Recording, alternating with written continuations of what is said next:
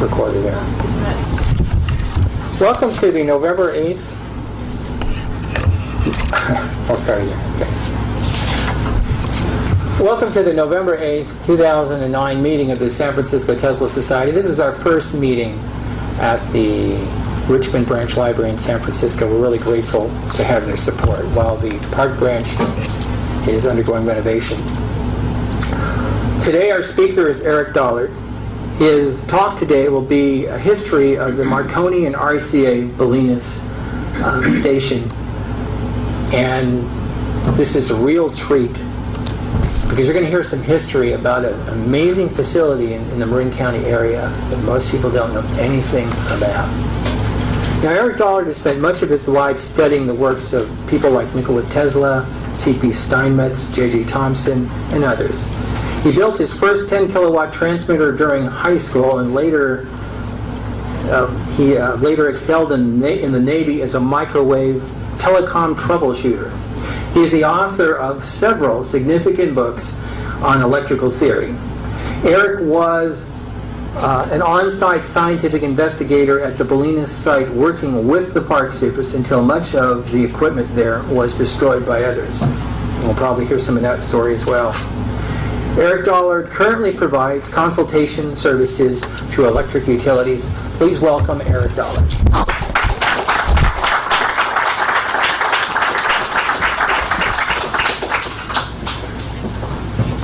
Okay, thank you.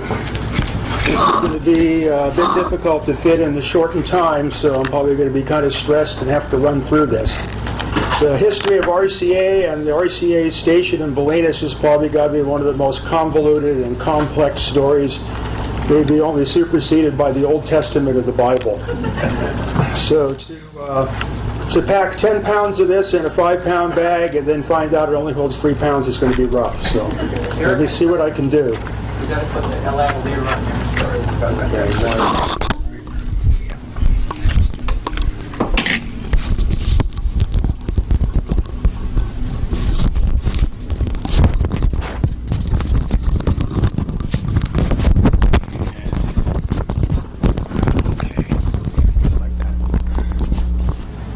You have a pocket that can go in. Yep. Okay. Okay, let's see if the pictures work. This is all pictures, so with no pictures, it's tough. Okay, first one. Okay, so these are the guys that invented radio, all lined up together for a dinner of the Institute of Radio Engineers. Tesla is in the background somewhere there, along with Alexanderson, and a lot of these people are going to be part of this story. Okay, the next one. This is a gathering again at the experimental radio transmission facility in New Brunswick, New Jersey, which served as the experimental prototype for the Bolinas, California station. This is after it received its Alexanderson equipment, and Steinmetz, the brain that conceived all of it, is standing there, the little guy in the middle. And the guy that invented and designed the mechanics and all the thing doesn't seem to want to be in the picture. Alexanderson's hiding in the back. And David Sarnoff is making a particular point of jutting over and getting himself in the picture. So it starts to display the personalities that we're dealing with here. So next. So we start with Nikola Tesla, the guy that conceived the whole process of transmitting electricity from point A to B without any wires, an essential feature for electric radio.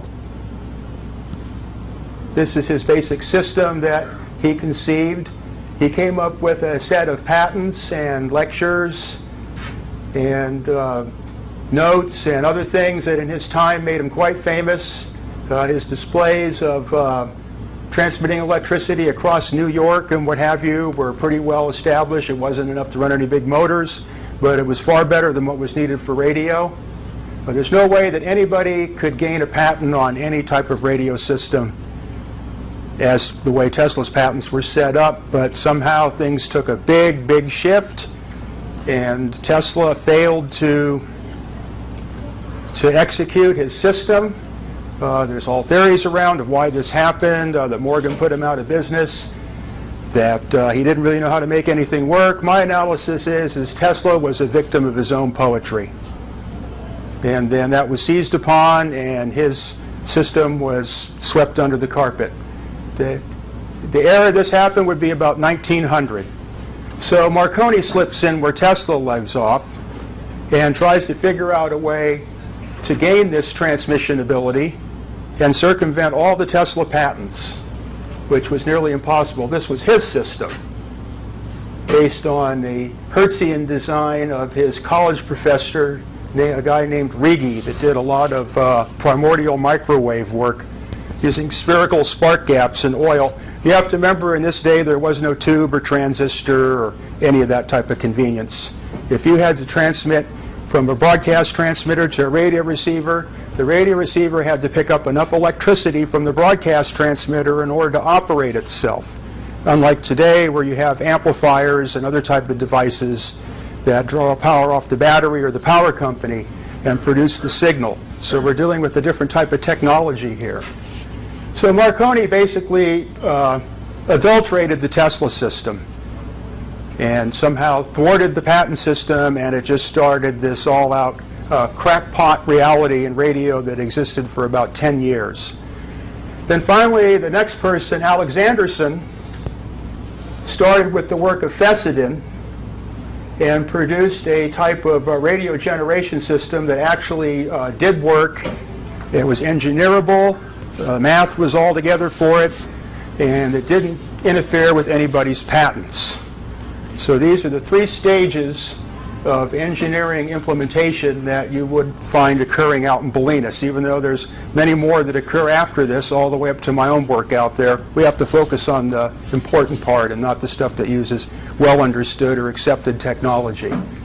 Okay, next. These are some of Alexanderson's patents. His so-called alternator, and then next his antenna system, which is one of the most important research areas in electrical engineering that I consider to exist, is the Alexanderson antenna. It does things that no other antenna can do.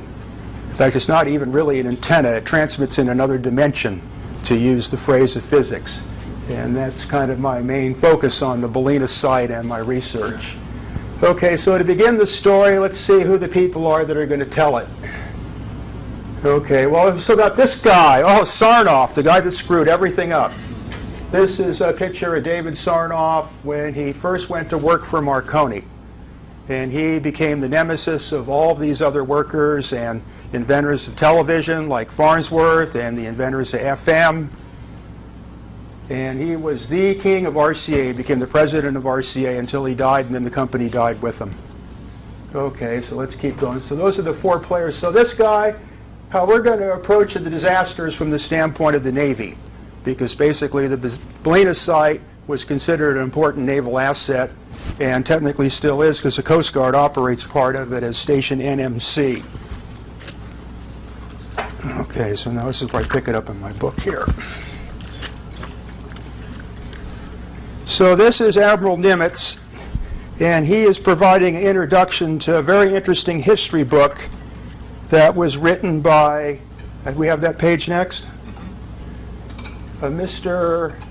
Howarth. I just ran across this recently, and the Navy plays the center role in the entire history of electronics and radio and all the things that were going on between the turn of the century and World War II. So Admiral Nimitz points out here in his introduction, we go to the next one, there's certain things that he makes reference to. You go to the next page. Was that the next one? That was the next one. Okay. So, of course, he points out how the Navy is a leader in scientific traditions and experimentations, which is absolutely correct. And the following documentary, Mr. Howarth's book, supports the drive and encouragement for scientific research. And then, again, he claims the Navy led the world leadership in electronics and the urgent need for better equipment. And then he points out the situation around the vacuum tube, which is the center of the whole story of radio, is the vacuum tube.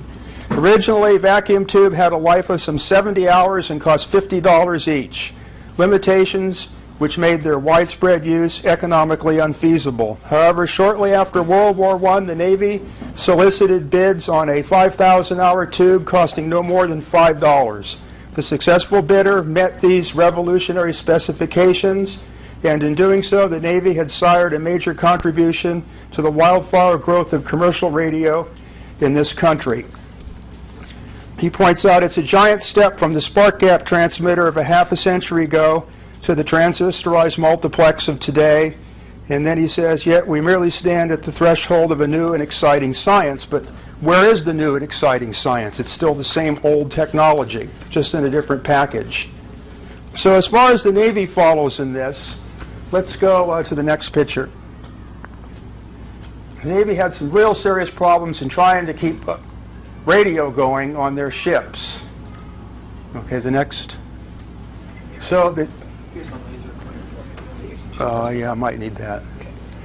So this is Assistant Secretary of the Navy, Franklin Delano Roosevelt. And he has a situation on his hands, which is this following letter. Okay, which unfortunately the highlighter has blocked it out like an FBI style for us, but that's what the computer does for you.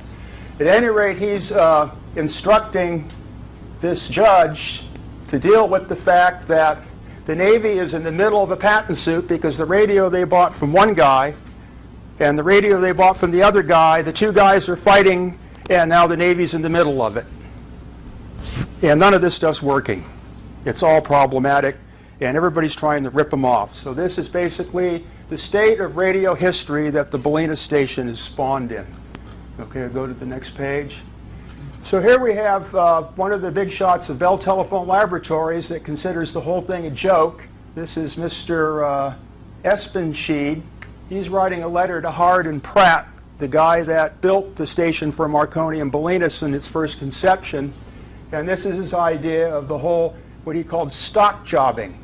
And these are all the so-called inventors of radio and all their little financial wheelings and dealings and rip-offs, and nobody produced much of anything that works. So we'll go to the next page. So he's writing a letter here, and I can read it. can you? Can you read it? Can you read it out for me? Also of the Machiavellian Franklin D.R. and his favoring of government ownership of wireless. So that was the... So what's going on here is Assistant Secretary of the Navy, Franklin Delano Roosevelt, wants government to completely take over all radio. And it became shortly afterwards that it was illegal to own any type of radio equipment or antennas or even have it standing. And all ships had to take their stuff apart before they came within a certain number of miles of the coast. So Mr. Espenscheid regarded him as a Machiavellian politician, and him and Sarnoff are figuring on creating this international government ownership deal, and then he concludes in that thing of some kind of trend towards worldwide collectivism.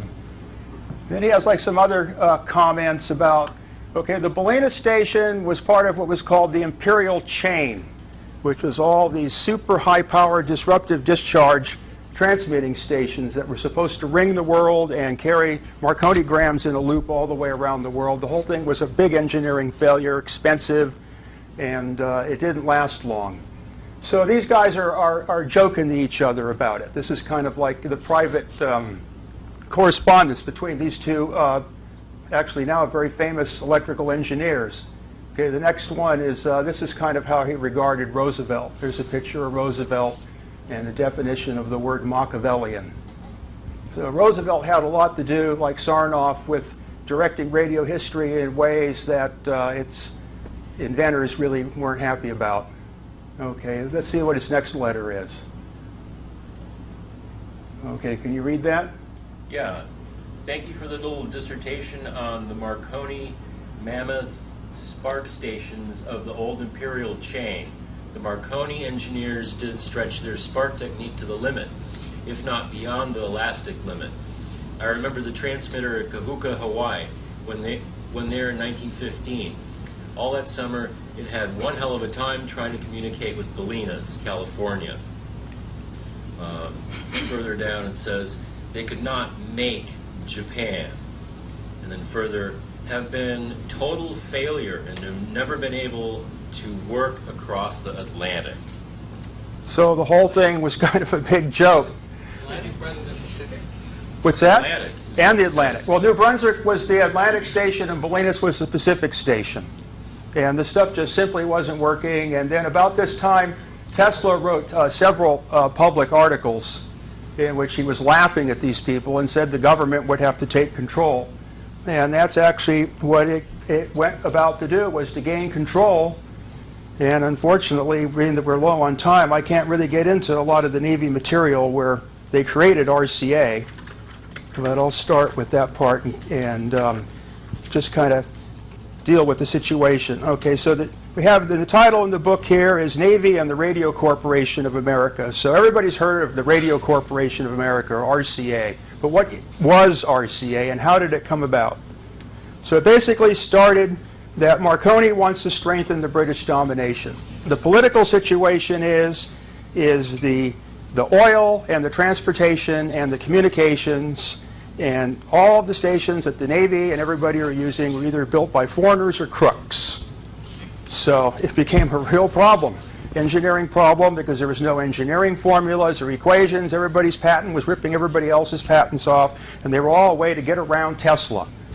So we can go look at some of those diagrams, I think, here up ahead. So that what the Navy ended up was with these, what you would call Rube Goldberg machines for radio transmitters that had to leave out all the key things that were in the Tesla patents.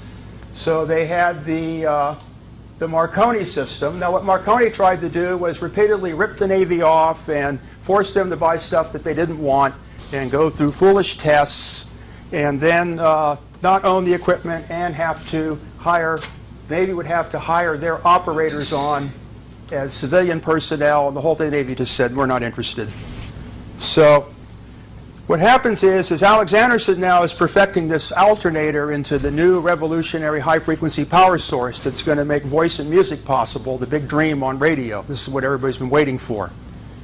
So as soon as the war situation starts, Alexanderson and Steinmetz are experimenting with this thing in the New Brunswick station, and Marconi is all lit up because it's his station, and this is going to be the new thing, and he wants GE to sign the whole deal over to him, and he's going to monopolize it all around the world. And that really got the political situation all broiled up. Because at that point, the British were not the friends of the United States, not at that period of time. So the Navy opposes the whole thing. They don't want Marconi getting anything. So GE, they decide, well, okay, well, we built this thing, now who's going to buy it? So they get together and they conceive this American-controlled radio company, which they call the Radio Corporation. It wasn't like, you know, the International Telephone and Telegraph or, you know, Pacific Gas and Electric. This was the Radio Corporation. And it was to be a conglomerate that was supposed to take all this scattered vacuum tube, patent fighting, and all this type of stuff and merge it all together so that all the major corporations and even the little guys could start to produce this stuff and develop the art without it being all stifled in these longest in history patent suits between DeForest and Armstrong and Marconi and Tesla. And this whole thing was just out of control and nothing worked, and it was owned by foreigners. And, you know, and half the people that built the stuff on the ships were going to jail. So R.C.A. was born in order to alleviate this situation. So I think I'm going to have to depart from the Navy now and get right into the actual. We can go through some pictures of their equipment here. So this is what they got from Fessenden. Fessenden was the inventor that encouraged Steinmetz and Alexanderson to come up with the alternator that made the actual continuous wave and amplitude modulation and the radio modes that now are well established possible. It was never possible before with any disruptive discharge because of the noise of the sparks, and you just could never get a clean signal. So Fessenden, but most of Fesseden's stuff didn't work, and he was hard to deal with. Okay, then we have DeForest. Okay, DeForest's stuff tend to work a little better, but then the thing is he always was dragging patent suits along with him. So if you had his equipment, you had his patent suits. And all these things from the standpoint of a modern day radio or a Tesla type radio are all Rube Goldberg machines. But there's some interesting theoretical stuff to study in them. Okay, the next one. Okay, this is the stone system. The stone system used like ceramic sewer pipes with wires in them buried in the ground. It was, and it was highly classified at the time. It was a type of through-the-earth communication system. So you see the antenna on this is portrayed a little differently as this kind of multi-wire structure, and it was usually undergrounded. You see, things are all real primitive, like, you got a battery and a telephone bell, and then these things here are just like, little coils that you move back and forth. This stuff's all is primitive. You could, make it out of garbage cans and things you found in the dump. It's nothing high-tech here. But nobody understood what kind of waves was traveling through this stuff because there was no way to mathematically. That's what I got into in my last talk. So this stuff was generating frequencies and waves that no one had a clue. And it happened to be if one thing hit off on another thing, then you had a new technology. But as soon as like one wire was changed or something, and all of a sudden none of it would communicate. So this is what they're up against. There was no frequencies or wavelengths. It was all just these things that if you fooled with them, they'd, like we used to do when we were in grammar school. Okay, next. That is Massey. Okay, you never even hear of him. He was a big radio guy at the time, made a lot of stations. So they built all these coast stations, and then after they were built, and everybody bought all the stock and everything for the corporation that went with the station, then you come there Monday morning and it was abandoned. So that's how these wireless stations were going up, and they were just being dropped. So this is the radio situation that existed from 1900 when Tesla got pushed out of the deal until 1919 when the Navy started R.C.A. and pulled the whole thing back together again. Somebody, you wanted a question? Yeah. Oh, so on the one with the alternator, how high a frequency could you? Well, the little ones were 200 kilocycles, and the big ones were like 20 kilocycles. So they're not real high frequency. But it depends on what you put that frequency into. So now we'll focus more on the Bolinas situation. So let me go to there.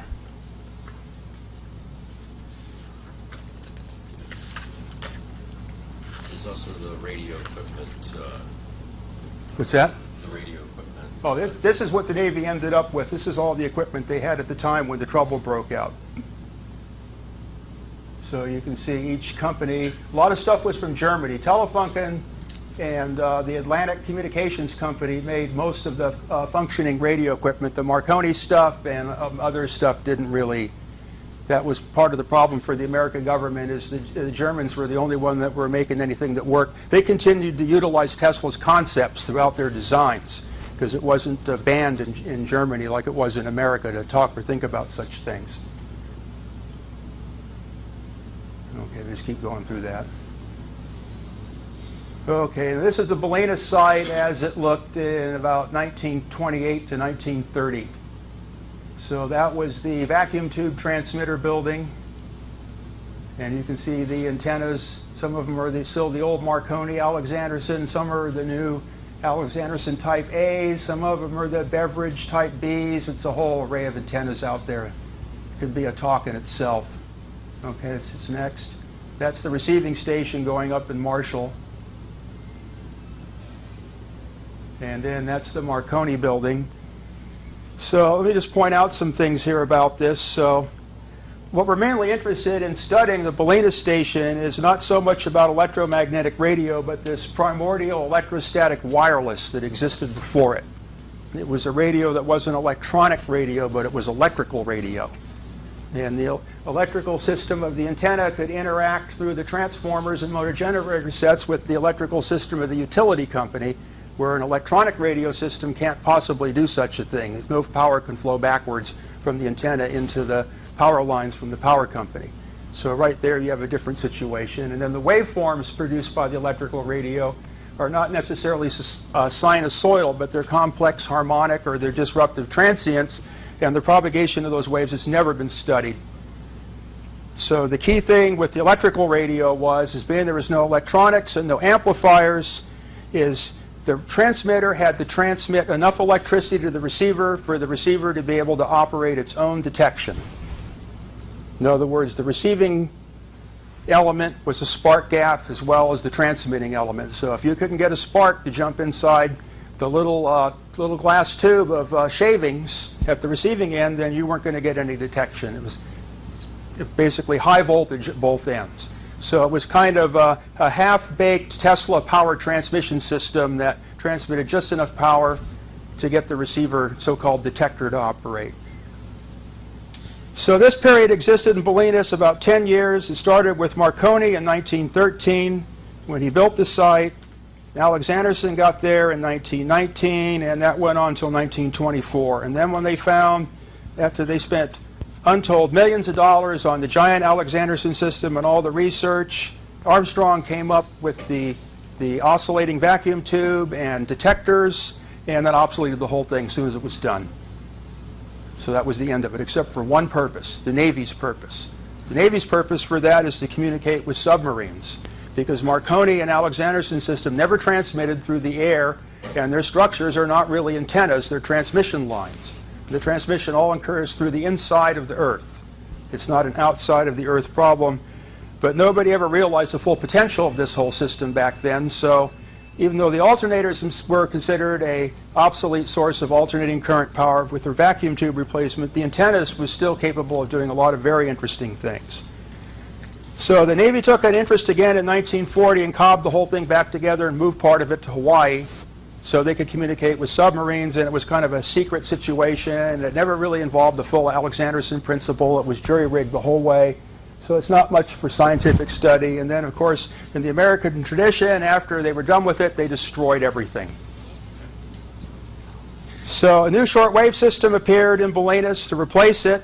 That's the point at which the technology where I was involved with the station, and that system became obsolete, and it was destined to go the same way. It was supposed to be smashed, but I had intervened along with some other forces, and we stopped that from happening and directed into a research situation. The problem was is the satellites were putting the HF out of business, and so it was time for somebody to come up with something new. So the plan was, in my mind at that time, was to go back to the Tesla system and make it work and be able to communicate with the ships at sea without using electromagnetic waves and having all the attenuation and noise and all the problems that go with it. But various forces appeared and made sure that that wouldn't happen, and all of the equipment was destroyed repeatedly. So when Marconi built this thing there that didn't really work, and then the Navy kicked him out and took it over and formed R.C.A.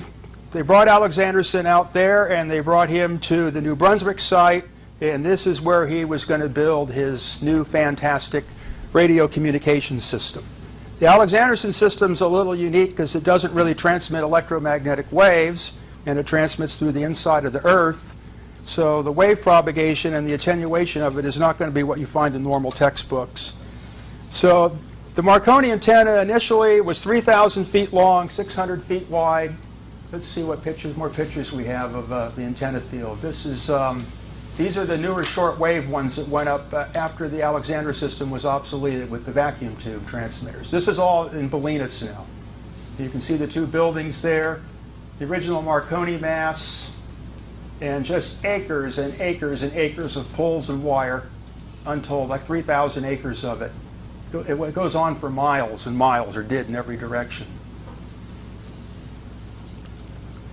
So the basic Alexanderson at Marconi was 3,000 feet in length, 600 feet wide, and 300 feet off the ground. Okay, its electric field, which can be estimated to be about 120 million cubic feet, had a stored energy of 20 million volt amperes. The coils that regulated it were 12 feet high. This thing was like a massive substation of sorts. The whole antenna would light up at night when the telegraph key was put down like a giant neon sign. That's how much electrical activity was going on with it. The voltage is estimated to be about 100 kilovolts. So even though we had this giant thing out there roaring away and glowing in the dark and all this naval stuff, it's all of a sudden we don't seem to know anything about it. It just seemed to go away. But it started to come back out again through some roundabout radio research, and then some interesting things were discovered about it. So in 1913, that's when Marconi decided to put this thing together out there. Let's go through them. So this is exactly where it's at, geophysically. Now the thing about this place is it's rather unusual. You can take an older Army type of field radio set, the one that has the coils in it, the older technology, and put a battery clip on the antenna terminal and go around town and connect this thing to fire hydrants, and all of a sudden signals are booming in from all over the place. So Bolinas is a strange convergence. You have the... does this work? It's going to do the same thing. Oh, you got to hold it down. Okay. So the San Andreas comes right up here. Okay, and goes right out this hole, basically. The San Gregorio starts in here, and it goes out. And then there's another one that comes out here and goes out to sea. So this whole place is like a convergence of all of this seismic activity, and it has this type of water that has this rich colloidal iron in it. It turns your toilet bowls red. It turns the leaves of your plants red. The place is like some kind of magnetic anomaly. So this, in all probability, is why Marconi built this thing here. There's no radio reception like it anywhere I've been, anywhere around. This place is just lit up with RF. And it's such a tweak to the place, basically ether-wise, that even before any of these people built anything there, the Indians used to go there and get this, they get charged out there, and if they stayed too long, it started to make them goofy. So they tend to avoid the place except for special charging intervals. This was like 3,000 years back.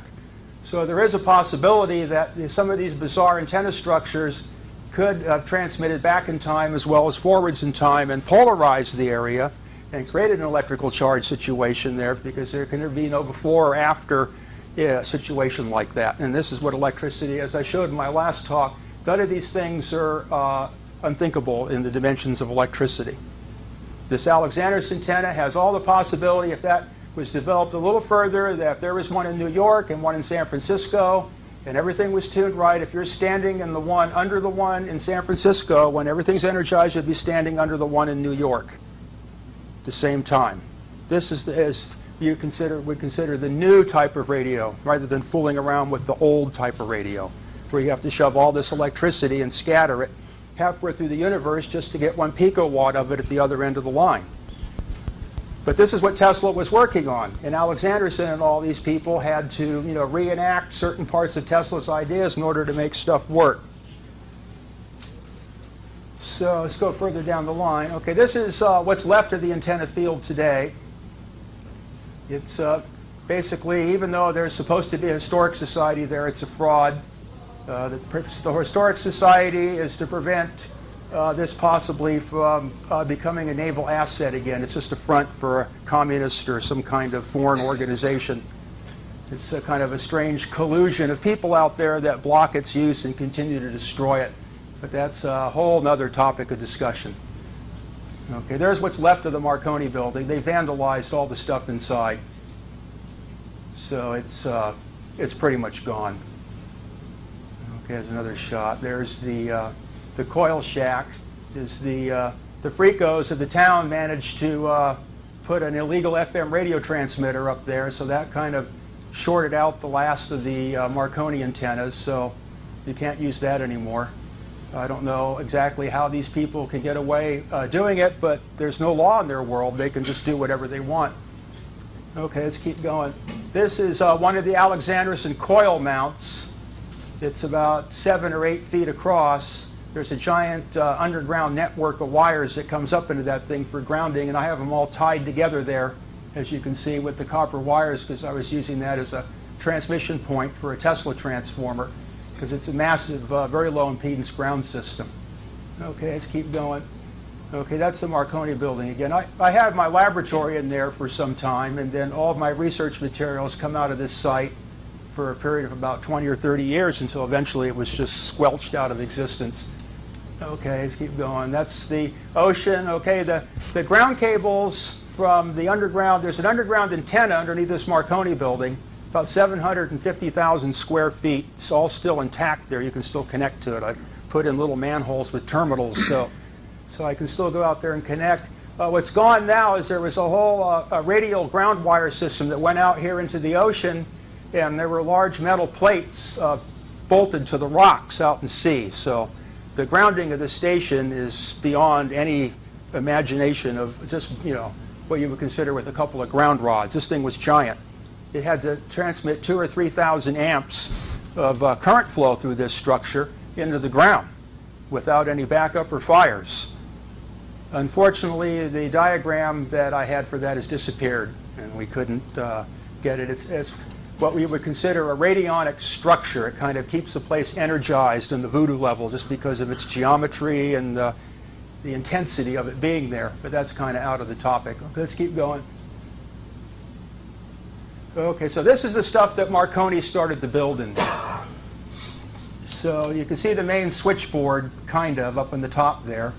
The switchboards back then were made out of marble because there was no plastic or composition material.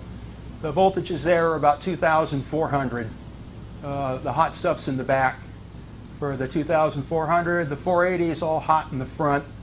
Then that ran these large motor generator sets that took the 60 cycles and converted to 210 cycles, and then there was a big spark gap on the other side that discharged this enormous bank of capacitors into various transformers and coils to run this 3,000-foot long antenna. Okay, let's keep, to give you an idea of the ground system. This is not the Bolinas one, it's much more exotic than this. But this kind of serves to illustrate the magnitude. That big building, R.C.A. building, would be this right in here. So this gives you an idea of the enormity of the ground system that surrounds these kind of power plants. And then out that whole 3,000 feet, you have ground wires going out to the end, and then you have like one cable that takes it down into the ground plates into the ocean. So this thing is like a geoelectric treasure for scientific research, but nobody's allowed to touch it. Okay, let's keep going. Okay, these are the 210 cycles stepped up to about 12,000 volts and charges these capacitors, which is blasted into this giant coil. This is about like 8 or 10 feet high. You can see how thick the wires are. This is the power flow in this thing is beyond calculation. And then there's various impedance matching coils in the back. Okay, keep going. This is the plan of it.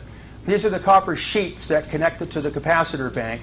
It's like a parallel strip line. You've got a bank of capacitors here and a bank of capacitors here maybe, or I don't have the diagram. And then that all discharges into this big inductance of little tiny wires all specially woven to keep the magnetic fields even. It's called Litz wire.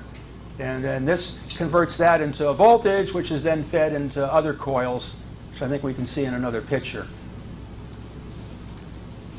Next picture. Yeah, there's another shot of the big one. These are the blowers for the spark gap to blow the air out. Okay, keep going. This is a little one like they would use on a ship. So this is something that Marconi stole from Tesla, called the oscillation transformer. But normally, back then, you were supposed to call it a Tesla coil or a Tesla transformer. So the word started to get changed here. Okay, keep going. That's some of Marconi's first experiments. Keep going. Okay, these are like his first radio setups. So the thing to note here is that there's no tuning. That all you got is you just have a plate in the air and a ground and a spark in between. So there is no frequency with these things that you could call frequency in the normal sense. You couldn't tune them. So if one operated, then you couldn't operate any other radios because they were all transmitting into each other. The receiver was the same thing, and then there was a little spark gap in here of nickel chips that was kept turning. And they would weld together when the energy would come across the system and then ring a bell, and that would usually actuate the telegraph sounder. This was the original experiment that his college professor had built to generate his microwaves, and then he just kept adapting it. This Tesla was so far beyond this that this is basically a joke. This is what people do now when they're like 12 years old, if they do anything. Okay, that's next. This is Tesla's idea for his transmission system through the Earth. That's the patent. Okay, that would transmit power as well as signal. Okay, keep going. This is one of Marconi's attempts to get around that patent, was to use coax instead of helical coils. And I tested it with with open wire transmission lines, and it will transmit through the ground. It does work. Okay, keep going. This is his UHF and microwave experiments, which made things take a big historic twist later. This was the original Heinrich Hertz apparatus that Marconi copied from. So this was the original experiment where electricity was made to go across the room and appear at a receiving end. That was a big thing back then, was to have a spark at a transmitter and the spark at the other end of the room at the same time was like the UFOs showing up. Okay, keep going. Okay, these are some of the guys again. Okay, keep going. This is Tesla's, one of Tesla's spark gap. See, all this stuff later, Fessenden and DeForest and Marconi and all of them just figured out ways to change it around and repatent it. But all the stuff that Tesla came up with is all so fundamental that there's no way that anyone should legitimately have been able to make money out of radio without paying him royalties. Okay, keep going. This was Tesla's final project where all of a sudden he kind of went poetic and drifted out of the situation and funding disappeared, and then he was made to look like a bad guy, and that was the end of that, about 1903. And that's when all this other DeForest and Marconi and all this stuff got started, and just freeloading on Tesla and taking advantage of the glom, but not making anything that can work. Okay, keep going. Okay, now the same thing happened with electricity. You had Tesla and you had Edison, and they didn't like each other's system. And they fought, just like the people in the radio did. So the electrical industry kind of started off with the same thing. So you had the DC system of Edison, and you had the AC system of Westinghouse. So needless to say, the Westinghouse system was the Tesla system. So Edison would electrocute circus animals in public and hire kids to round up stray dogs and cats and then fry them with alternating current generators to show people the horrors of this. So what Tesla did is he lit himself up with so much RF on stage, and no one knew what RF was back then, that sparks would jump off of his hands and he'd make wires explode between his hands. And finally, at the end of the thing, he got his whole body to light up like an electrode in a neon bulb on stage. Turned it off and there wasn't a mark on him. So I guess AC wasn't that dangerous. So what J.P. Morgan did is grab the leash and gave it a yank and took all these people's business away and formed General Electric. So General Electric is the womb of R.C.A. So it's kind of good to know a little bit about General Electric before you get into R.C.A. Okay, let me get to that point here. So, okay, keep going next. Okay, and then we have David Sarnoff. Okay, now David Sarnoff came to work for Marconi as a boy, and then the two became like buddies. So Sarnoff was the protege of Marconi and liked the way Marconi did business and continued to do business the way that Marconi did it, much to the upsetment of everybody else, particularly the Navy. Okay, keep going. These are the two guys standing in front of some of the equipment that they used out there in Bolinas in the vacuum tube era. This is Marconi and Sarnoff in their later years. Okay, there's David Sarnoff again. So when R.C.A. was formed and absorbed up American Marconi, then Sarnoff was in a position now to form this new corporation, but then he just started on a rampage of putting everybody out of business and monopolizing the vacuum tube industry and causing problems with just about everybody he came in contact with. And then eventually he took the company over.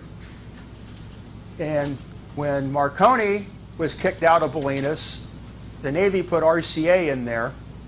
So from henceforth, after the formation of R.C.A., the Bolinas site was R.C.A. and no longer Marconi's.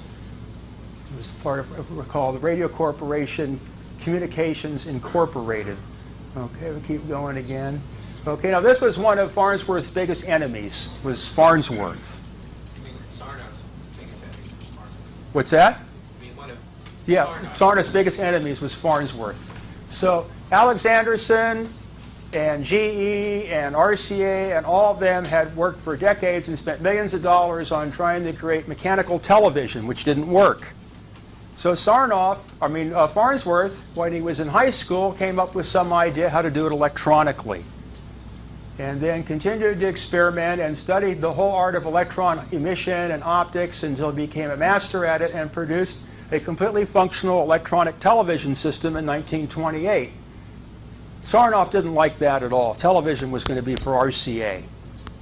He was incensed. So they attacked this guy severely. He's the only guy that's ever won in court against Sarnoff. Sarnoff's lawyers actually broke down in tears in the courtroom, but Sarnoff managed to get the FCC to change all the frequencies around in the whole thing and keep him out of business until his patents expired. Okay, let's go to the next one. Here's the guy that Sarnoff had to steal all of Farnsworth's designs. This guy was allowed into Farnsworth's laboratory as a Westinghouse engineer, but he was really with R.C.A., and then he glommed up all of Farnsworth's principles, installed them for R.C.A., and then he kind of worked them all around to try to fight the patents. So now you had a big patent war going on between two TV guys. Okay, let's keep going.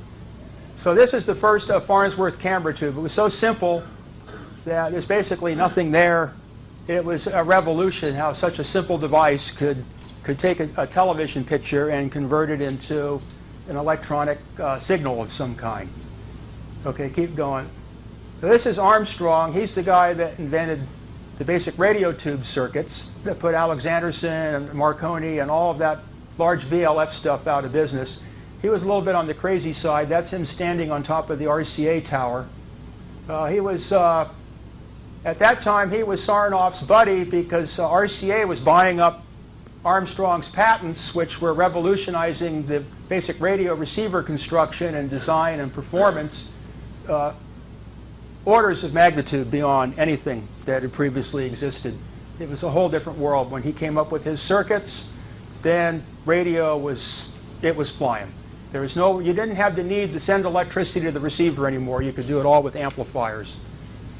So Sarnoff retained him for a while until he developed FM, and then Sarnoff threw him out, and then they spent millions and millions of dollars fighting each other. Let's keep going with that.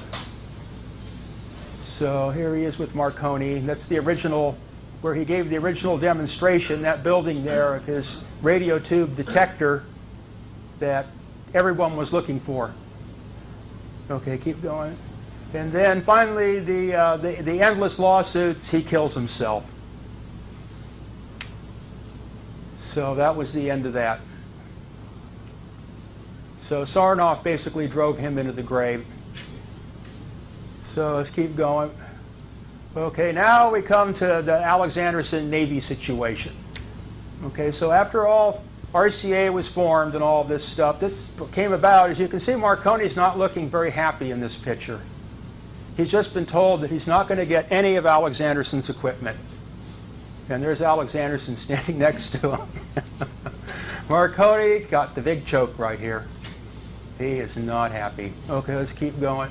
So this is his system. You can see the basic principles of the generator. There's really no other electrical generator like it.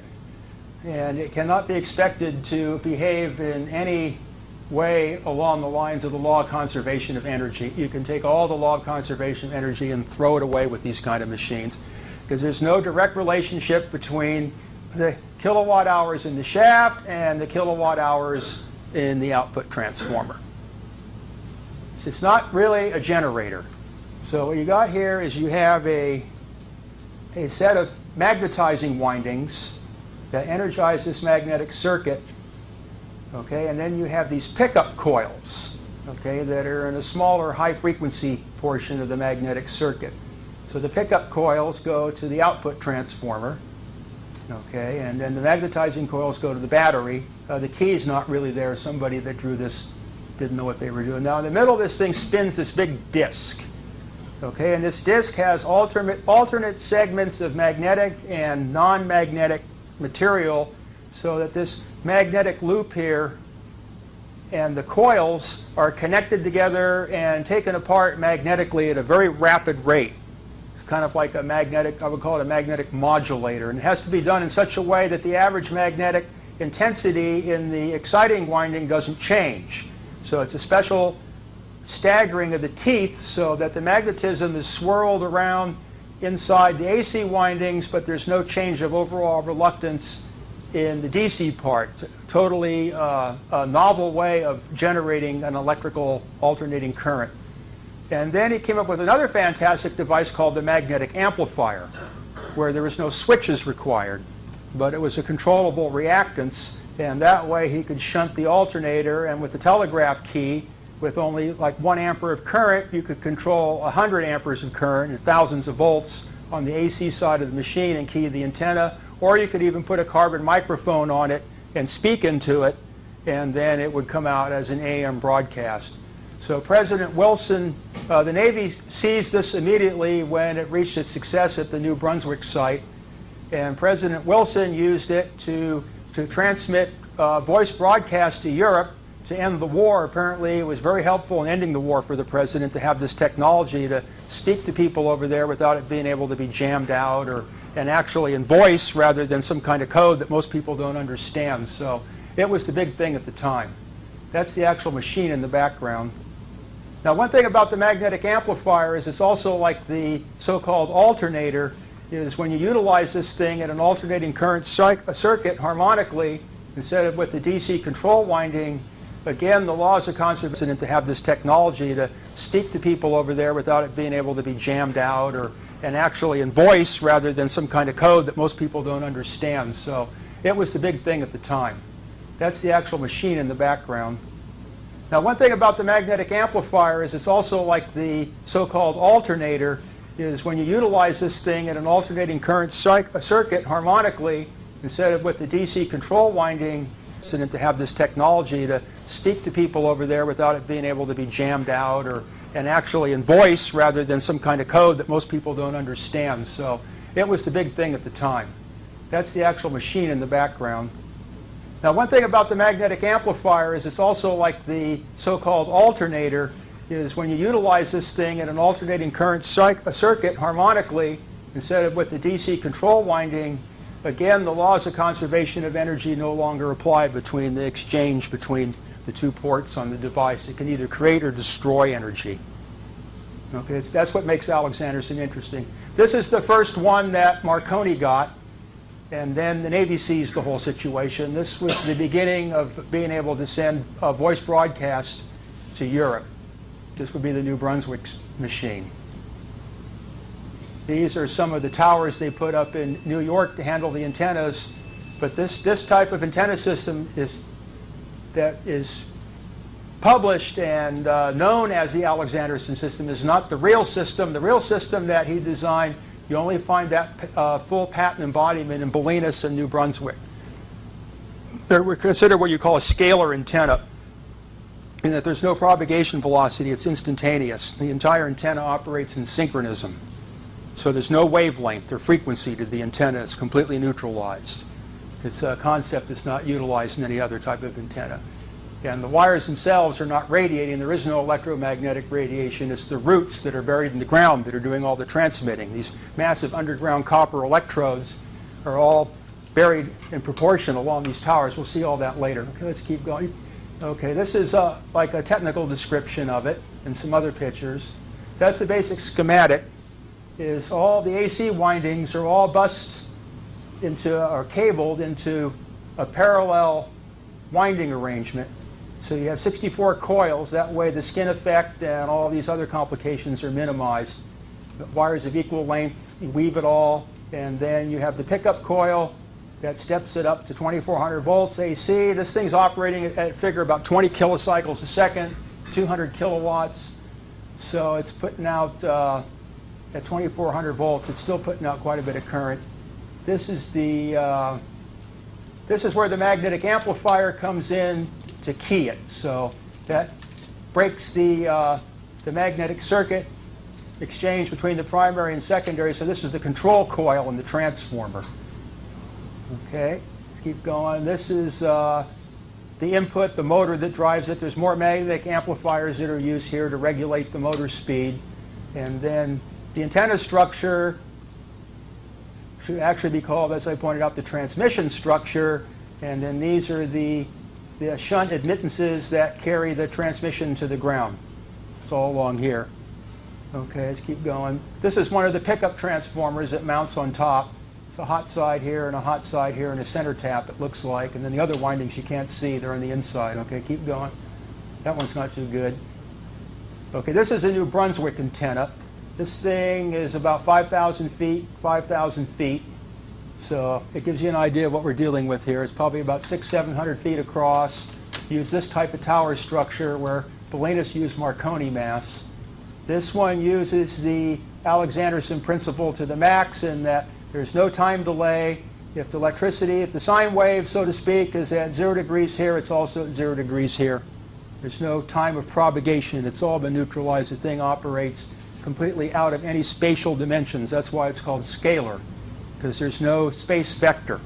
It's just a numerical quantity. It has nothing to do with the scalar of Tom Bearden or Art Bell or any of the disinformation agents. This is the actual mathematical definition of the word scalar. So I have to point that out because everybody here's mind has been infected by the disinformers to think that scalar means this communist Soviet technology of mind control, and we don't have any time for that here. This stuff's more powerful than that anyway. Okay, here's Alexanderson tuning his receiver. Keep going. Okay, this was his, like one of the celebrations. This guy lived to be real old, had several hundred patents. His last inventions were the high voltage DC system, like the big power line that goes into LA and all that. They're running at 1,000,000 volts DC right now. This guy helped develop the switching circuits and all that type of stuff. So this guy was an engineer from the spark gap day all the way up until integrated circuits. And then the ghost of Steinmetz is in the background. That was his mentor.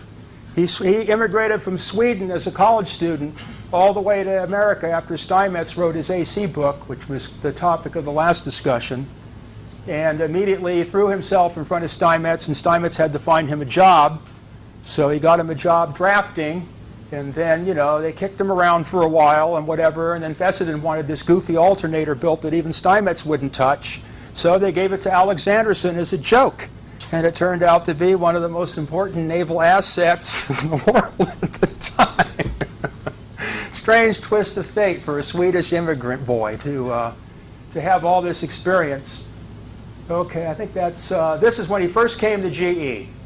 You can see his pliers and Stilson wrench and, you know, hanging on, he's out there adjusting commutators or whatever he's doing, getting covered with carbon dust and transformer oil. That's how he began. Okay, keep going. This is one of his larger machines. The thing stands about 10, 12 feet high. Okay, keep going. That one's kind of hard to see. This one's, I might just have I've got a bad angle here too, don't I? Oh, okay. Yeah, you can see there's the motor. That motor is probably 7 or 8, this point here could be as much as 8 feet off the ground. One of them had a person standing in there, but I don't think we have that one. And then the alternator is a very strange contraption. And it has to have all this oil and cooling for the gearbox and water cooling for the windings. And this thing here is spinning at about 3,000 RPM. And for something with a radius like that, 3,000 RPM is quite a scream. So when they tested these things, they had to test them in blast bunkers. So if something did the big choke, you wouldn't get hit by, you know, pieces of flying stuff. Here's kind of a closer view. You can see some of the gauges and what have you. The big eye hook on the top is almost a joke. God knows how much this thing weighs. Okay, and that's some of the antennas in Sweden that still operate. 15 minutes a year, but it's better than nothing.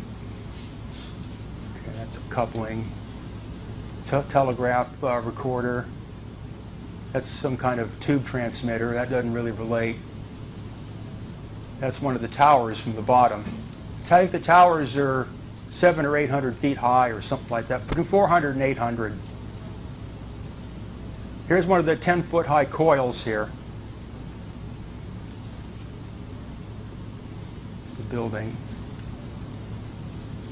Okay. None of this really much relates directly to Bolinas. Okay, here's a good shot of the machine. So you can see him standing by it, how big it is. He wasn't a little guy. It makes him look like one. Here's the Bolinas equipment that got moved to Hawaii during World War II for the Navy. So this was the alternator setup as it existed in Hawaii. This is the electrical generator for the power backup. These are the motor generators for exciting the DC windings in the machine. They're rectifiers, basically. Here's the diesel engine again. Here's the main switchboard. Well, it's a beauty. That's where all the power and what have you. There's the engine. There's the switchboard. There's more of the switchboard. Okay, here's the high-frequency transformers on the top, and these be the high-frequency leads out. And you can see this. Here's the motor. You can see the variometer tuner. The magnetic amplifiers are on the other side. Here's the gearbox here.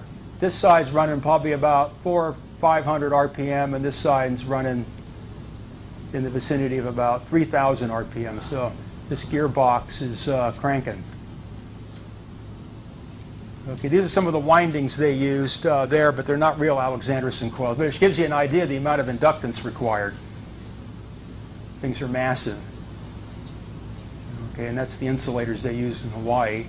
Give you an idea how they're built. They have these drip cones and stress cones so that the high frequency doesn't burn through the insulation, because the insulators, as we learned in the last talk, are actually where the electricity flows. So it burns them up. So they put the capacitors around them to keep the lines of force off the porcelain so it doesn't fry.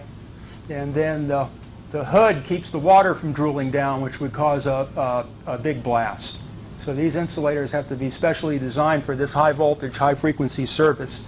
So they act basically as what insulators are, capacitors, without shorting out. Okay? Yeah, this is just some of their wiring. Let's keep going. Now, the reason why you do this is to keep the voltage gradient low. If you've got a skinny wire, then you've got a high curvature, and the fire tends to dance out off of it. So you have to have all these broad radius curvatures to deal with here. And then that also alleviates the skin effect. So when you have heavy circulating currents, then you don't lose them in your resistance loss. And then you can see the capacitance shields on the insulators here, but they're not on the top for some reason. Okay, let's keep going. Okay, now here's DeForest when he first came up with his Audion tube. This is what obsoleted the alternator, was the vacuum tube. DeForest never knew how to really make the thing amplify or whatever at the time. It was conceived of as a detector, and that's why he called it the Audion, because it made the incoming radio signal audible and provided a little bit of amplification, but otherwise it wasn't much more sensitive than the other radio devices at the time, until Armstrong and the phone company and various other people like General Electric and R.C.A. and the Navy all came in and worked it into what it became. Okay, keep going. This is one of his stations. He threw these stations together, and then they'd operate them for a while, and then when the stocks would go out of business, then they just run. DeForest was heard saying when he set one of these things up, let's just wait and watch the suckers bite. So he wasn't really a clean operator. And of course he wrote books about himself too.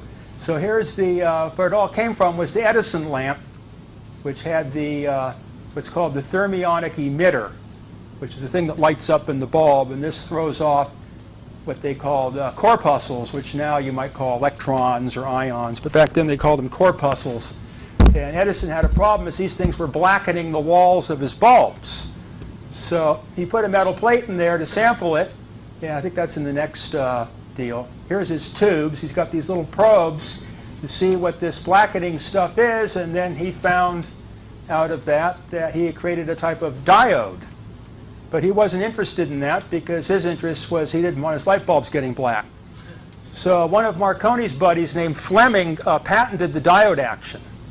Edison wasn't too much into patenting stuff. His idea was to make money, and then when the glommers came and wanted to take all your money in patent wars, invent something new. Made more sense to him. So Fleming patented it, and then DeForest figured out a way to make it into the controllable, what's called the thermionic vacuum tube today. This was the other radio system, which is a very strange system. It's a hydrogen cyclotron. It used to be known as the Federal Arc. And eventually, one of these devices became what's known as the Lorentz cyclotron, which was one of the first particle accelerators to use the rotating accelerating process to increase the electron voltage instead of just trying to get it in a straight shot. What you do is you just let the thing keep building up juice, running round and round in a circle, and then you get a big blast out of a small box. So this thing, originally what it did, it had a hydrogen plasma inside and a big arc. This thing the guy has his hands on is the big wheel to bring the arc rod in and out. And then you hook this thing to your giant coils and antenna system, and it went into oscillation. You put about 600 volts. These things ran off a railway current. So they 600 volt DC came in from the railway line, and then this plasma would act as a negative resistance to fire that would start, so to speak, in the hydrogen. And this giant magnet around the thing would force everything into this cyclotronic action.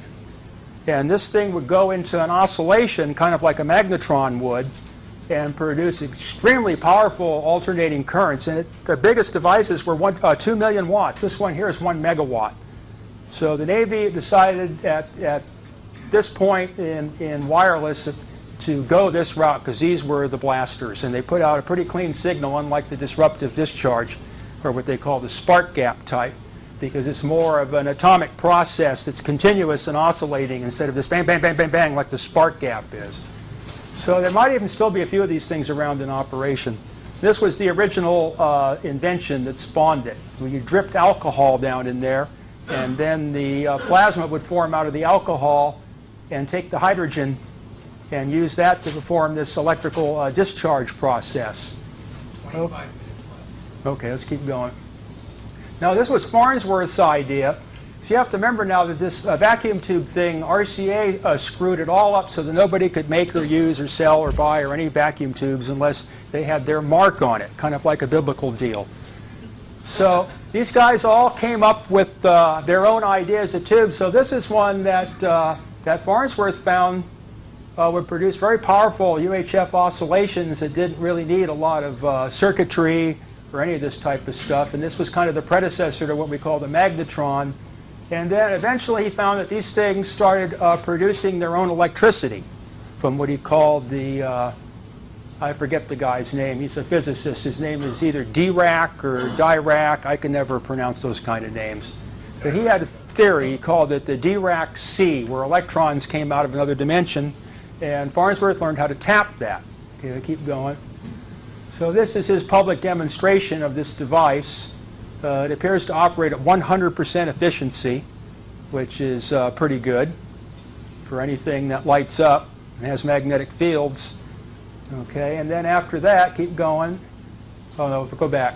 Okay, we don't see it yet, but he had come up with a way to do this where he would produce a sustained nuclear fusion reaction for a period of about 5 minutes.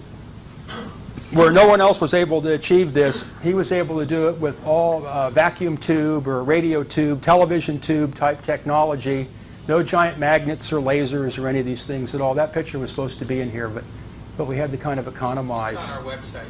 Yeah, so this is something that I rediscovered because the family crawled in their hole and were going to die with all this, but at any rate, as we shared our dumpstered food together, we got to learn things about each other. They didn't really get rich in the end off of this. They all died in misery. Okay, keep going. So back to Tesla. Tesla wrote a series of autobiographical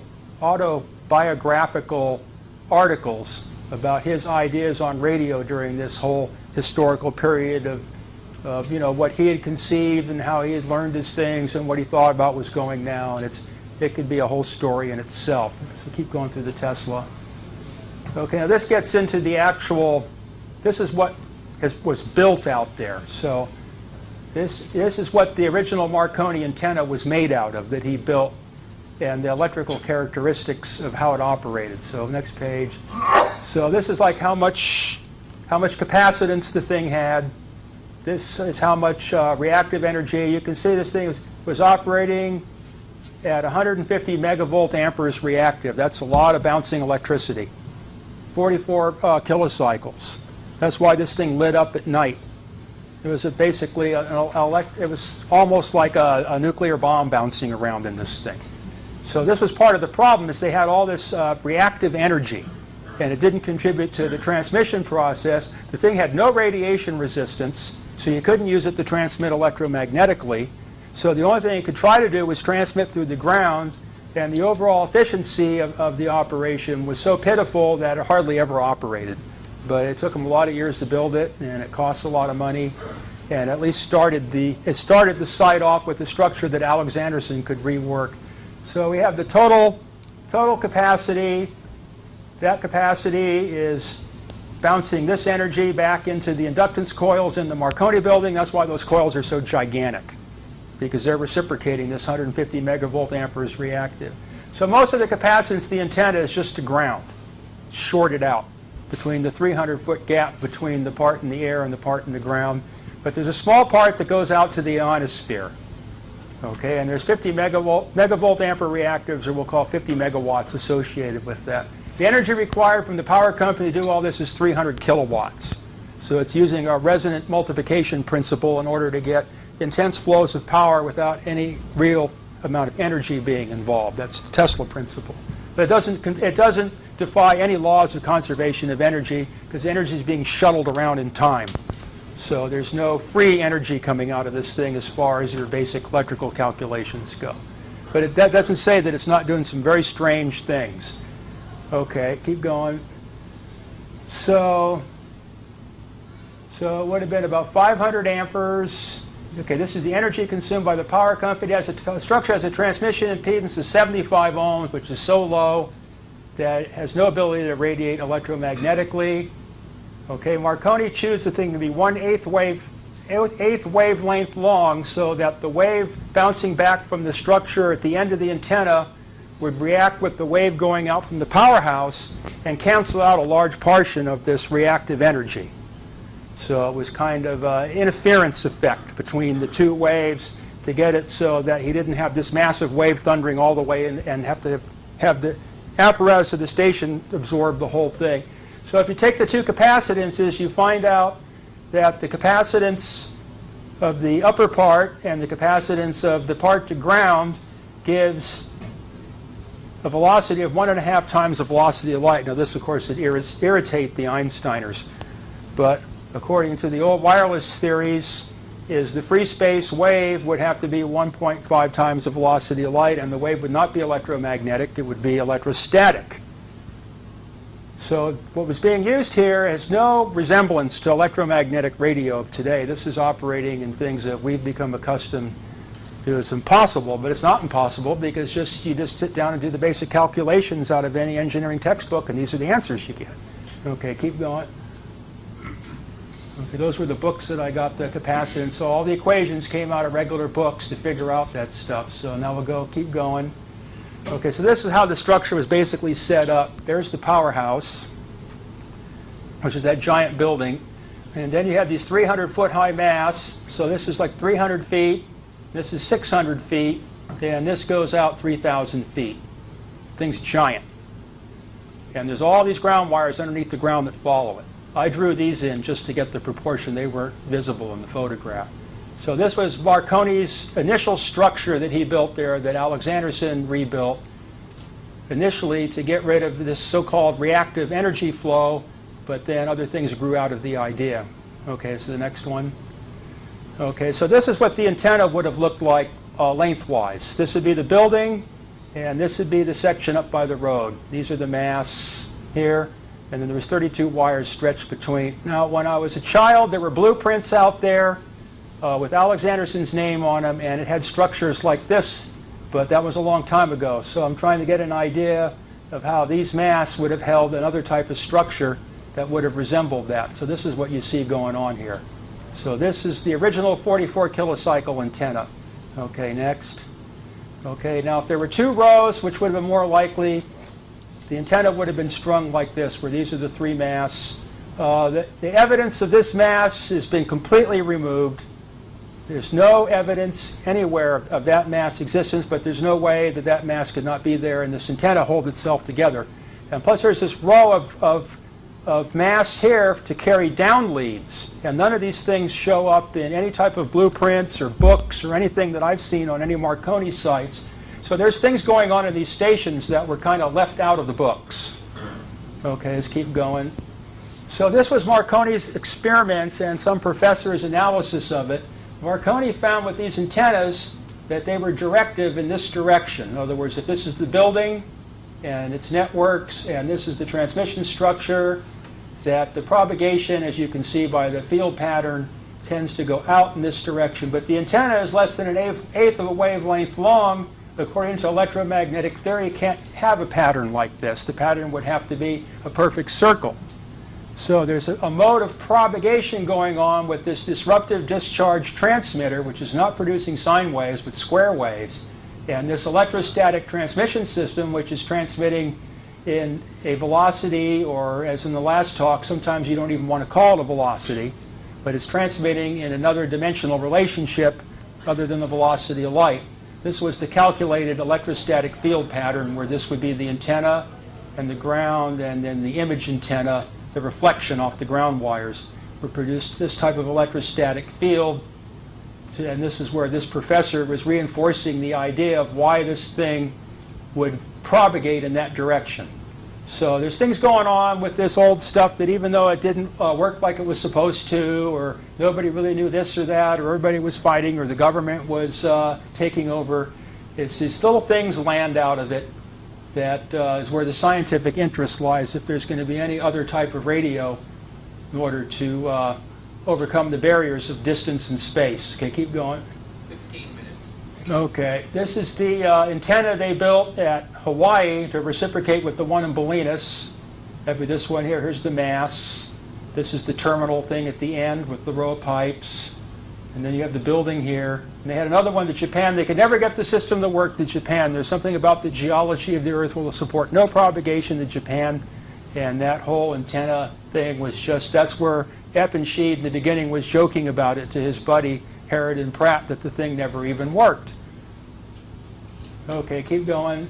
This is a view that Jim Bourne took when he was standing on one foot like Armstrong on top of one of the 300-foot masts. So, and then there's a picture, I think, next to him down on the bottom. That was him there. He was one of my, I don't know what you call it. These were the guys that took me in when I was a kid and got me all wrapped up in this stuff and made sure I had equipment and the papers are all in order and I had the keys or whatever, and I was the guy. A very fortunate circumstance for a 16-year-old. But I had help from the phone company and the high school, and I was a pit bull back then. I was like another Sarnoff. Okay, keep going.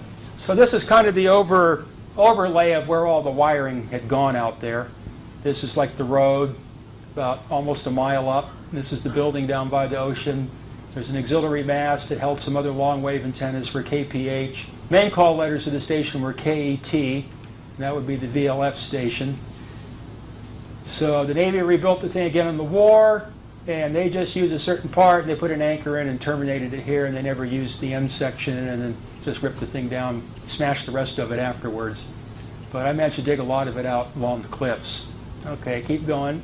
This is part of the diagram I made of the system. These are like the anchors, and the masts, and the pad mounts for different things, and very complicated system out there. Lots of stuff buried in the ground. Underground antennas everywhere.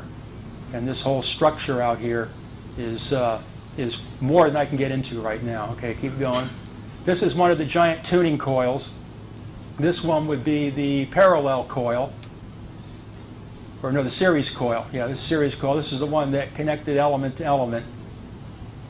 Keep going. There's the shunt coil. That's the one that connects to the underground. Okay, these have to operate at very high voltages. They have lots of turns, a big cable, 8 on each row, and then these porcelain things that, like they're insulators, but they're really bizarre, that carried them out. Keep going. We got pictures of that. This is some of the setup. Rocky Point, similar shit. Not the, I'm sorry, similar stuff. Not the same as Bolinas. This is the newer system that got modified. Okay, keep going. This is one of the insulators. The wires laid in these slots. So the 8 turns were held out, and this thing would be operating at about 100,000 volts. So you can see it took me 2 days to dig this thing. It was half implanted in concrete underneath one of these bases to get this thing out. The people that have taken over there have scattered all this stuff now, so it's all pretty much screwed up and gone. Okay, let's keep going. This is one of the original ship-to-shore KPH insulators. These are a bunch of insulators that I dug out of the ground that made up the sides of the Alexanderson antenna, and then there was some kind of special coil mounting here. I never did figure out what that connected to, but I did do some through-the-ground transmissions there. Okay, keep going. These are the mounts that the big coils sat on. Here's more of them here. This is where all the 3,000 foot of wires came down. This was the anchor that terminated them outside the building. This is a very complicated structure electrically and mechanically. Keep going. This is one of the ground studs that leads to underground antenna. Somebody goes out there and when I try to keep this stuff intact, smashes it up or does whatever they can to wreck it while I'm gone. So it's kind of hard to keep track of all this stuff. Okay, keep going. This is actually the point in which all the ground systems in the entire antenna field that have a metallic connection all come together at this point. This is right outside the Marconi building. It doesn't look like much. You can see everybody's half-baked additions afterwards. Like the Navy was very sloppy and didn't solder the connections when they wrapped their wires around here. And then some of these are original from Marconi, and some are from R.C.A, and some are from GE, and they all come together right here. So if you want to connect to the Earth, this is the place to do it. You can feel it when you put your hand on it. You can just feel it. It's like certain days, like during solar flares or something's going on, you can just, this like tingling sensation in your body, like an excitement, but it's not always there. So we put a terminal on this and made like a little manhole that looks like a piece of junk on the ground, so we can always go back to it. Do experiments there with the PRC-74. Okay, keep going. There's more transformer mounts. It's all their stuff now. There's the Navy's anchor where they ended their short antenna. Okay. And I think that's it. Is it? No? No? Shouldn't be. Okay, this is the Alexanderson antenna calculations. They're more involved because the antenna is set up rather than just as a flat top. Now we have to deal with a waveguide. So this is the basic capacitance of the sections, and just like with the Marconi antenna, but this is much more complicated to figure out. Let's keep going. So again, it's the same number of lines of force, the amount of stored energy, the volt amperes. Okay, keep going. So this is kind of beyond most people here, but I'm going to put this stuff on the internet, so anybody wants to go back to this, they can. Okay, this is like my idea of how the rigging would have been done on this type of structure. This is the building here, then you have the first three masts, and then the stringing of the antenna, all these very severe guys, this N capacitor that went to the terminations, which is an important part of Marconi's system. Okay, this is like the theory of operation of these antennas. I'm probably running out of time to really 10 minutes. try to squeeze this in. This kind of gives you an idea of what's different about everybody's radio. So this is kind of the basic diagram of the Alexanderson antenna as it existed in Bolinas. Okay, next. This is one analog of it. This is how it would appear as circuit elements. In other words, from one set of mass to the next set of mass, this is what's going on as far as inductance and capacitance and current flow and current into the earth and space and all that type of stuff goes. Okay, this is the analog of the entire antenna. And these would be the reactances of each part of this antenna at the frequency at which it operated, which is 18.6 kilocycles. So this is, as you can see, it's a very complicated network, and to bring all this stuff into a situation where you can achieve resonance and scalar effects and all that type of stuff is not particularly easy, not alone to, having to invent it to begin with. To keep going. That's one of the coils.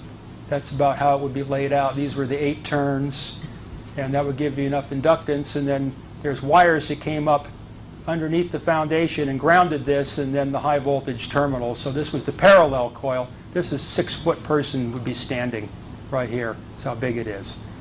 Okay, next.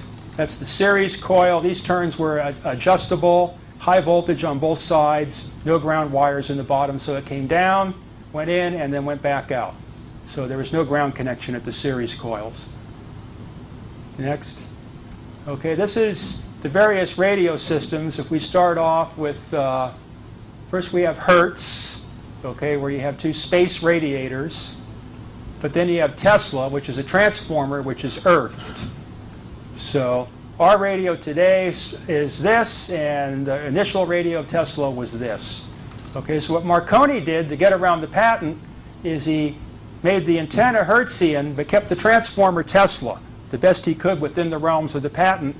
But that, through being at this terminal, is supposed to have a very high voltage and small capacity. This just dampened the whole system down so it could never really perform the way it was supposed to. And you'd have all this stored reactive volt amperes of megawatts bouncing around in your system. But this is how it went.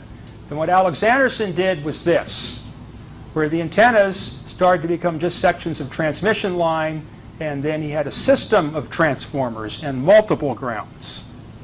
So that way you could get a broader bandwidth, and the current would be divided more between the grounds. Where the Tesla system was a single frequency, this could be broadened out and made more adaptable. So where this is an adulteration of Tesla's patent, this is an actual advancement of electrical science. Okay, finally, with R.C.A. and Sarnoff, we were led into phase arrays of Hertzian radiators, and this is where radio is today. This is your cellular telephone antenna. So this is your basic radio progress. From this, let's back. From the Hertz experiment, the Tesla transmission, and then the convoluted path it took into what Tesla would say was the wrong thing. But somebody makes lots of money off of it. Just like somebody said about Sarnoff, he took infant radio and taught it to pay. Okay, keep going. So these are how the various systems work. This is an electromagnetic antenna. Okay, the flux lines in one side of it are opposed to the flux lines on the other side of it and are separated both in time.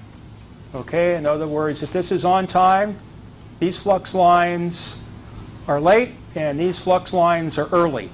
So you got the magnetic crams in the middle, the electrostatic crams on the outside, so the two components of electricity are separated from each other in space. And there's a time factor involved, and there's a point right here where they unify into what you would call Plancks or photons, and then that creates the electromagnetic propagation, which is right angles to everything. So this would be your cellular telephone antenna. The little whip or whatever would be, this would be like one element of it. So there's this time lag. It's 180 degrees from side to side. It's consuming current into resistance and thereby either receiving or transmitting energy out of I squared R and the frequency of what it's doing. Okay, keep going. Now this is the electrostatic antenna of Armstrong. Okay, the magnetic lines of force are all neutralized. The electrostatic lines of force are all of equal magnitude and in phase. So as you go down the antenna, everything is operating on time. So the whole antenna is operating as a unit, where the way Marconi operated it is you get these standing waves and lags and reactive power flow. So this is a whole different way of transmitting. The magnetic field in this is virtually non-existent. The electrostatic field is in operation. And any place where electromagnetism is generated in the crossings, there's another one out of phase next to it, so it's a canceling process to leave you with an electrostatic field. It's a very interesting way to transmit electrostatically and get around the Tesla patent. But leave it to Steinmetz and Alexanderson. So this Okay. is Alexanderson, not Armstrong, right? Not Armstrong, no. Okay. Next. So basic principles of operation of VLF is you have the space outside the Earth, which conducts electricity as a rarefied plasma or gas. You have the space inside the Earth that, to use the word conduct is difficult, but at any rate we can say they're conducting. The inside of the Earth conducts because of the ions in the mineral and the water and all the ionic process. This does it by all the, atoms that are hungry for electrons or have too many or all that type of world. So this is all working in the plasma world. This is all working in the electrochemical world. But at any rate, both can be considered plates of a capacitor. In between, you have a so-called non-conducting atmosphere. So we are standing inside this giant high-voltage capacitor which consists of the ionosphere and the physical Earth, and the atmosphere is like, the glass plate or the oil or whatever would be in between in the capacitor. Now the Tesla system, the way it operates is the space current and the ground current have such a phase relationship that it doesn't want to run around in circles. So it has the ability to transmit longitudinally with no velocity restraints in the space, and it has the ability to transmit longitudinally into the Earth with no velocity components. The Marconi system and the system of Alexanderson is like halfway in between, and the radio we have today is like this. The Marconi system is the phase is such that all the lines of force return back around to where they came from and form closed loops. So any transmission has to be electromagnetically, and it's not electromagnetic structure, so it tends to be self-defeating. So this is kind of how that antenna in Bolinas would operate with Tesla, and how an Alexanderson would be more like this, and Marconi would be like this. Okay, keep going. So in the Tesla system, the Earth connection and the space connection operate 90 degrees out of phase. So they're never, when one's hot, the other one is not active. So you have a separation of the two poles. They're no longer plus and minus. Plus and minus is gone. There is no plus and minus. There's either a plus here or a plus here at different points in time, or a minus here and a minus here at different points in time, but there's no plus and minus. There's no way that the flux can loop, because when this one's on, this one's off. The Marconi system and conventional AM broadcasting and stuff today operates with the two 180 degrees out of phase. So when this one's plus, this one's minus, and when this one's plus, this one's minus. So the lines of force all tend to go back around, and the propagation tends to become self-defeating. Okay, keep going. This is the basic schematic of the Alexanderson system as far as the layout of the elements and where the coils sat. Keep going. Okay, this is the scale model that the ham radio people can build for 160 meters if they want to experiment with this. A 100-to-1 scale model gives you a frequency of 1860 kilocycles, which is in the 160-meter ham band. So this is the diagram, the plan for this. These would be the coil positions. This would correspond to the wires between the masts, and then you'd have the underground wires, the capacitors and coils on the ground, and their down leads. Instead of being 300 feet high, of course it's only 3 feet high because it's 100 to 1. Because of the inductances and capacitances, the fields operate on square roots. They're 1/10 the size. So the square root of 100 for the coils and capacitors, otherwise they'd be so tiny and the energy balances wouldn't work out. So the way the waves split is because the two forces are multiplied by each other. These things move in square root proportion. So that's all been done. Okay, keep going. This is the various other sections of the antenna. Keep going. That's what it looks like from the top. That's the upper structure made out of copper wires. The next row down is the copper pipes for the grounds, which are these, and the rods that go into the ground, and then the mounts for the coils and capacitors. Keep going. And then, oh, this is the guy that had all the equipment smashed out there. And then we got a couple other guys here. This is all the stuff that they've managed to bust up while they were there. They destroyed almost all the equipment and dumped all the toxics over the cliff. And then they turn out to be new age cancer research. These are the Greenpeace guys that have control of the station now. They're yanking stuff out of there and selling it off and closed it to everybody, and are trying to make it like Alexanderson, and none of these people ever even existed out there. But somehow they gained control of the whole facility, and the place is a circus now. So here you have a prime naval asset is a circus, just like the people that ripped the Navy off in the beginning. So that's the end of the talk.